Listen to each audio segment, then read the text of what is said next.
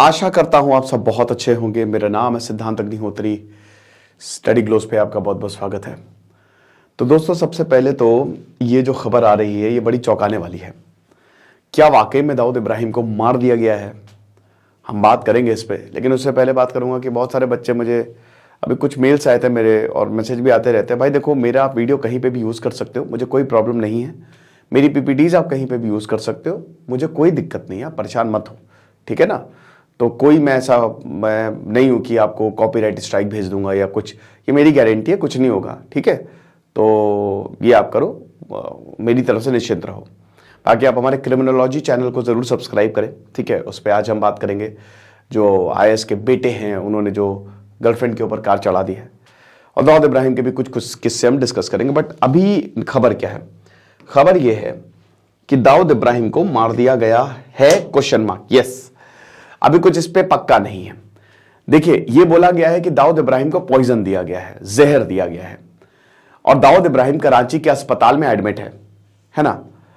और दाऊद इब्राहिम की हालत जो है वो बहुत ज्यादा गंभीर है। पाकिस्तान में यह हो रहा है कि पाकिस्तान में ट्विटर बंद है, यूट्यूब बंद है, फेसबुक, उन्होंने सोशल मीडिया पूरा का पूरा बंद कर दिया है। अभी हमको इसकी जानकारी नहीं है, लेकिन हां, ये काफी ज्यादा खबरों में चल रहा है कि दाऊद इब्राहिम को जहर दिया गया। अब देखिए, हाल ही में बहुत सारे आतंकवादी मारे गए हैं, बहुत सारे। आपको पता है कि सबसे बड़ा तो उस पर निज्जर ही था, उसके बाद फिर पाकिस्तान में जैश के और लश्कर के काफी आतंकियों को मारा गया है। और आपको बता दूं कि दाऊद इब्राहिम के पाकिस्तान में भी बहुत सारे दुश्मन हैं। तो यह खबर बहुत ज्यादा चल रही है। हम इस खबर की पुष्टि नहीं कर सकते कि उसको मारा गया है, बट कुछ जगह तो यह भी है कि शायद निपट ही जाएंगे दाऊद इब्राहिम। अब ऐसा होगा नहीं होगा पता नहीं, लेकिन हम दाऊद इब्राहिम की पूरी कहानी की बात करेंगे। दाऊद इब्राहिम कैसे बना, और जो 2 कोशिशें हुई थी दाऊद इब्राहिम को मारने के लिए, उसकी भी हम बात करेंगे। लिमिटलेस लीडरशिप का कोर्स आप जरूर अवेल करें, आपको बहुत ज्यादा फायदा होगा। तो बेसिकली दाऊद इब्राहिम आखिरकार बना कैसे, ठीक है? कौन है ये, कहां से आया? मैंने हुसैन जैदी, क्राइम रिपोर्टर है, जर्नलिस्ट है, ठीक है? बहुत ही शानदार इन्होंने किताबें लिखी है अंडरवर्ल्ड पे, आप उसको जरूर पढ़िएगा। अगर आपको अंडरवर्ल्ड के बारे में जानना है, दाऊद इब्राहिम के बारे में जानना है, तो आप हुसैन जैदी की किताब पढ़िए। जितनी मैक्सिमम जो बॉलीवुड में अंडरवर्ल्ड पे मूवीज बनती हैं, वो उन्हीं के ही किताब का रेफरेंस लेके बनती हैं। तो बेसिकली यहां पे हुआ क्या? यहां पे हुआ यह है कि दाऊद इब्राहिम जो है वो मुंबई का रहने वाला। पिताजी कौन है? 1955 में इसका जन्म हुआ, दिसंबर 1955 में। पिताजी का नाम इब्राहिम कास्कर। अब आपको जान के हैरानी होगी कि पिताजी पुलिस में थे, कांस्टेबल, और काफी ईमानदार। एक बार यह है कि जब इनके पिताजी को पता चला कि पठान गैंग में शामिल है ये, तो बेल्ट से मारा था दाऊद इब्राहिम को। काफी डिसिप्लिन्ड, काफी ईमानदार इंसान, ठीक है? और उनका बेटा जो है वो अंडरवर्ल्ड में चला गया। दाऊद इब्राहिम कास्कर, उनके पिताजी कभी भी इस बात को एक्सेप्ट ही नहीं कर पाए कि मेरा बेटा कैसे गुंडागर्दी में या फिर दुनिया का सबसे बड़ा डॉन हो गया। अभी भी अगर आप अमेरिका में भी देखो, भारत का तो नंबर 1 दुश्मन ही है। अमेरिका ने भी टॉप 10 डेजिग्नेटेड टेररिस्ट में दाऊद इब्राहिम का नाम डाला है। तो अब हुआ क्या कि 1955 में इसका जन्म हुआ। 7वीं क्लास के बाद इसने पढ़ाई छोड़ दी। ये पढ़ाई इसने की ही नहीं आगे। दुबला पतला सा था, बहुत दुबला पतला था, बहुत ज्यादा हाइट भी नहीं है, 5 फीट 6 इंच की हाइट है। तो काफी बुली भी होता था, मारपीट भी होती थी, मोहल्ले में मारपीट, और गलत संगति में पड़ गया ये, ठीक है? बट जो खालिद पहलवान, देखिए उस समय क्या था ना, पठान गैंग की काफी अफगानिस्तान से आए थे, तो मुंबई में बहुत ज्यादा बोलबाला था। अब खालिद पहलवान जो कि काफी पढ़े लिखे, इकोनॉमिक ग्रेजुएट, उनका भी वो काफी स्मगलिंग, क्योंकि उनको बिजनेस की समझ थी, इकोनॉमिक्स आती थी, तो स्मगलिंग का जो पूरा बिजनेस जो है वो कंट्रोल करते थे। और उनका पहला स्टूडेंट था, जैसे गुरु द्रोणाचार्य के लिए अर्जुन था ना, वैसे खालिद पहलवान के लिए था दाऊद इब्राहिम।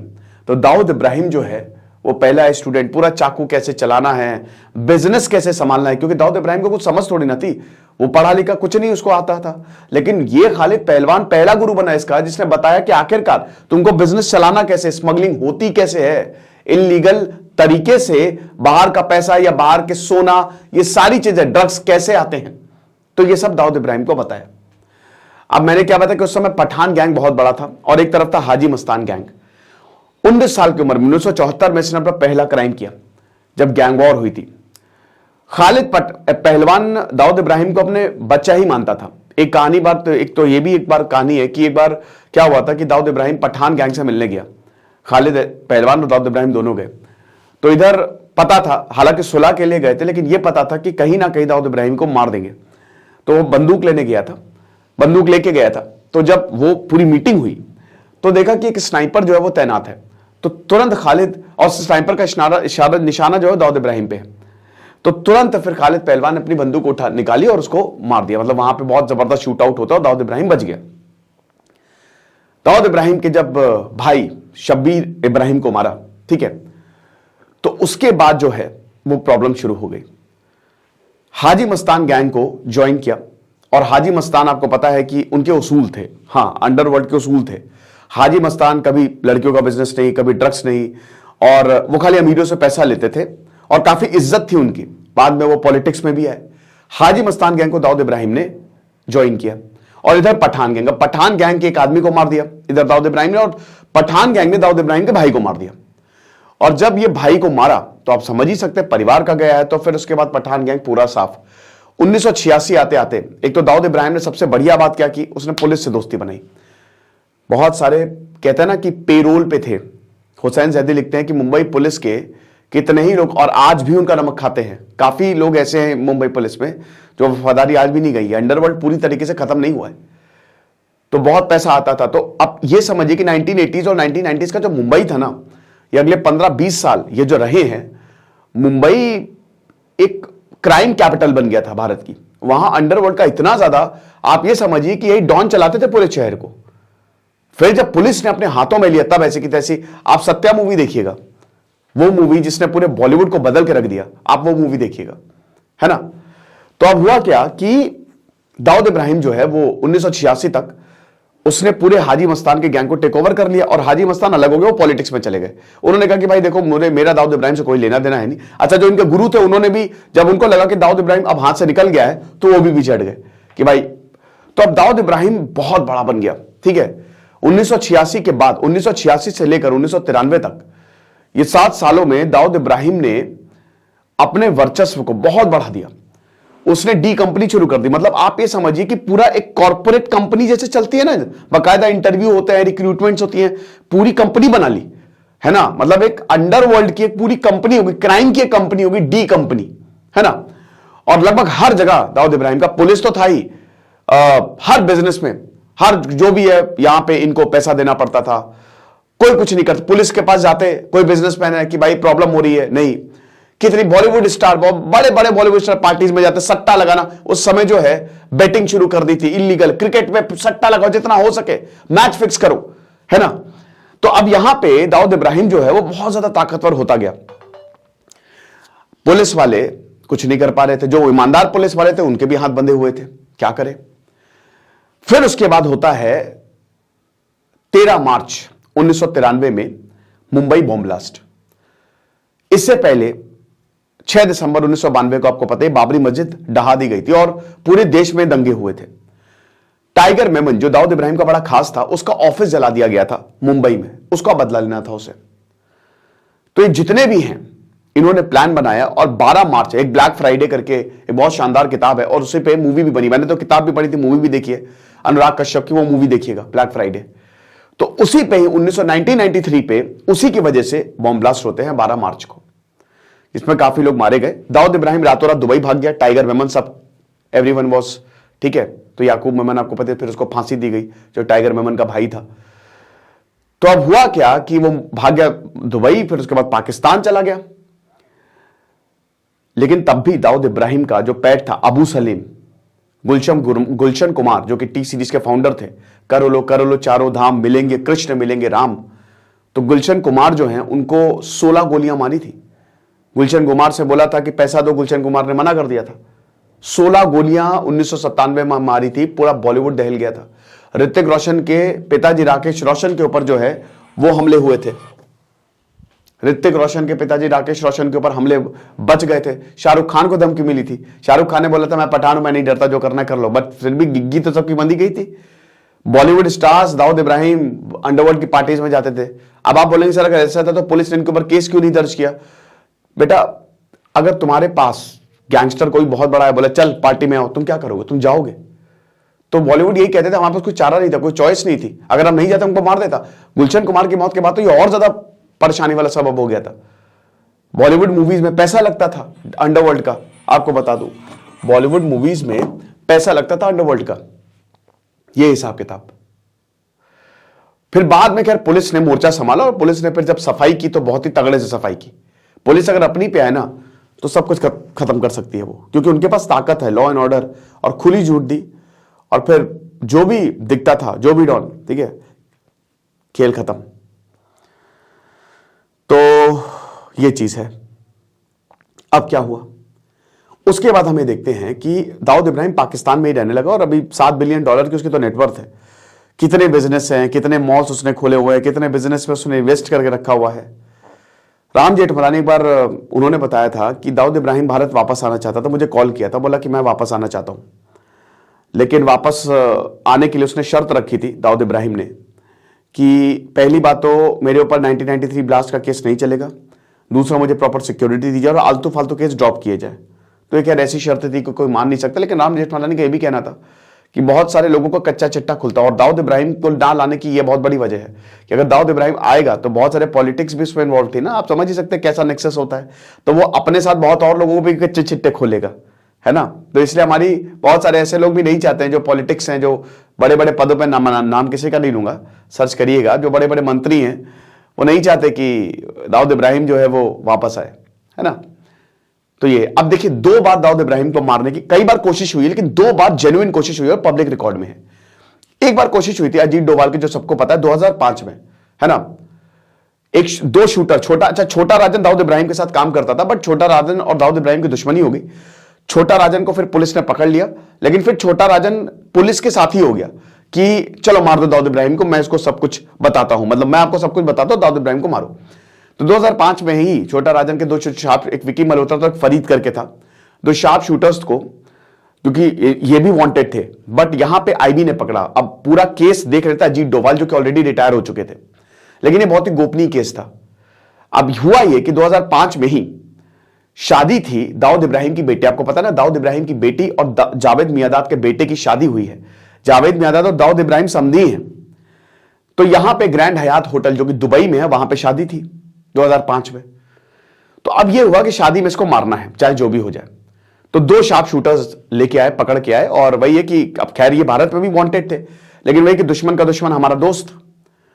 तो अजीत डोभाल जो है, उन्होंने पूरी प्लानिंग की कि इसको मार देंगे। 13 जुलाई 2005 का प्लान बना था, शादी है और इसी दिन मार देंगे। अब क्या हुआ कि कुछ ही दिन पहले, 1-2 हफ्ते पहले जाना था, पासपोर्ट मुहैया कराए, टिकट कराई, तो होटल में अजीत डोभाल, और किसी को ये केस के बारे में पता नहीं था, ये ऑपरेशन के बारे में, होटल में उन दोनों शूटर्स को अजीत डोभाल ब्रीफिंग दे रहे थे।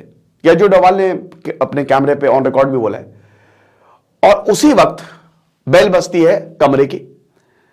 अब देखते हैं, जैसे ही अजीत डोभाल खोलते तो मुंबई पुलिस थी। तो मुंबई पुलिस दंदनाते हुए अंदर आती है, कहती है कि चलो इन दोनों को तो भैया ये तो मोस्ट वांटेड है। तो अजीत डोभाल काफी समझाने की कोशिश करते हैं, लेकिन कोई मुंबई पुलिस मानती नहीं है। अपने सीनियर से भी बात करते तो भी मुंबई पुलिस नहीं मानती और उनको उठा के ले जाती है।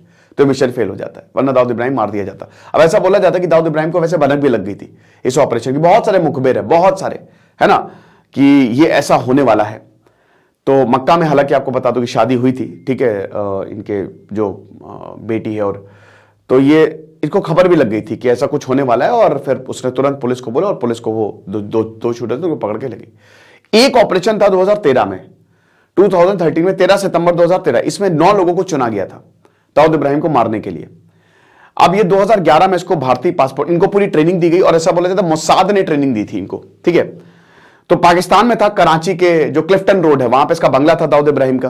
भारतीय एजेंसीज को सब पिन कोड तक पता है, तो पूरा बंगला था दाऊद इब्राहिम का। तो ये बोला था कि 4 से 6 बजे तक, शाम 4 से 6 बजे तक दाऊद इब्राहिम बाहर निकलता है, ठीक है, और वहां पे फिर हम इसको मार सकते हैं। तो 2011 में 9 भारतीय गए थे और पूरा रेकी की 2 साल तक कि क्या पूरा प्लान देखा, और वहां पे ऑलरेडी भारत के बहुत सारे जासूस भी काम कर रहे थे, और ये था कि इसको मारना है। तो अब क्या हुआ कि शाम 4 बजे के करीब, इसका नाम भी रखा था ऑपरेशन किल दाऊद, ऑपरेशन डी। तो अब क्या हुआ कि जैसे ही दाऊद इब्राहिम जो है शाम 4 बजे निकला, ठीक है, 13 सितंबर की बात, ये सब के सब तैयार, और ये था कि बस मारना है, आएगा दाऊद इब्राहिम, गोली निकालो, मारो, भागो वहां से, रुकना नहीं है, भागना है, सब निकलो यहां से। तो अब ये पूरा प्लान जो है वो तैयार हुआ। अब उसके बाद दाऊद इब्राहिम 4 बजे निकला, ठीक है, अपनी मर्सिडीज गाड़ी से, और उसके पीछे एक पूरी लैंड रोवर भी चलती थी, आईएसआई के एजेंट्स थे, पूरी प्रोटेक्शन दे रखी थी। तो दाऊद इब्राहिम निकला। जैसे ही ये लोग मारने वाले थे, एंड मोमेंट पे कॉल आता है। किसका कॉल है पता नहीं, बट एक बहुत बड़े ऑफिशियल का कॉल है कि प्लान रोक दो, मिशन रोक दो, मारो नहीं। तो मिशन रोक दिया जाता है एंड मोमेंट पे, 1-2 घंटे पहले। क्यों हुआ ऐसा? अब इसमें वो वाला आप मत समझिए कि इसमें पुलिस वाला नहीं, इसमें नहीं, इसमें इसलिए था क्योंकि दाऊद इब्राहिम को खबर पर लग गई थी कि मेरे साथ ये होने वाला है। और अगर ऐसा होता तो आप समझ ही सकते हैं, पूरा प्लान, दाऊद इब्राहिम को प्लान पता था, वो पकड़ लेता जासूसों को। और अगर वो पकड़ लेता और कहीं ये पता चल जाता कि क्योंकि भारतीय पासपोर्ट से आए थे, तो बहुत ज्यादा किरकिरी हो जाती और इन 9 लोगों की जान भी खतरे में आ जाती। तो इसीलिए ये प्लान जो है अबॉर्ट किया गया था कि इस मिशन को मत होने दो। अब ये क्यों, अगेन अंदर का कोई होगा जो, जाहिर सी बात है भाई, दाऊद इब्राहिम को पता ही रहा है। अगर हर कोई इतना वफादार हो जाए तो अभी तक दाऊद इब्राहिम रहता ही नहीं है। तो ये पूरी की पूरी कहानी है। दाऊद इब्राहिम को ना लाने की सबसे बड़ी वजह है जो पॉलिटिकल अनविलिंगनेस, और फिर अब एजेंसीज को लगता है कि अब ले भी आएंगे तो क्या ही होगा, ठीक है क्या है, तो यही चीज है। बट फिर भी दाऊद इब्राहिम की अभी ये बहुत बड़ी खबर आ रही है कि इसको पॉइजन दिया गया है। देखिए डेफिनेटली आपको बता दूं कि दाऊद इब्राहिम के बहुत सारे दुश्मन है पाकिस्तान में, तो वो भी नहीं चाहते कि ये रहे। तो ये कोशिशें तो लगातार चलती हैं, और ये खबर है कि दाऊद इब्राहिम पॉइजन दिया गया, दाऊद इब्राहिम को मार दिया गया। अभी तो ये भी खबर थी, लेकिन फिलहाल तो ये है कि वो हॉस्पिटल में है, हॉस्पिटल में उसकी हालत गंभीर है ना, पॉइजन दिया गया है तो कराची के हॉस्पिटल में। और अब बाकी तो अभी कुछ ज्यादा सामने आया नहीं है, लेकिन ये पाकिस्तान के मीडिया में ही खबर चल रही है कि हालत बहुत ही ज्यादा जो है वो गंभीर है दाऊद इब्राहिम की, है ना। और बाकी जो है वो देखेंगे क्या होता है, और उनका इंटरनेट सब बंद है, तो ठीक है, जो है सो है, जो भी होगा पता चल ही जाएगा। बाकी आप हमारे चैनल को जरूर सब्सक्राइब करो, और भाई मेरे वीडियोस को यूज करना है करो, मेरे पीपीटीज को यूज करना है करो, मेरे कंटेंट को यूज करना है करो, मुझे कोई प्रॉब्लम नहीं है। Okay, thank you so much.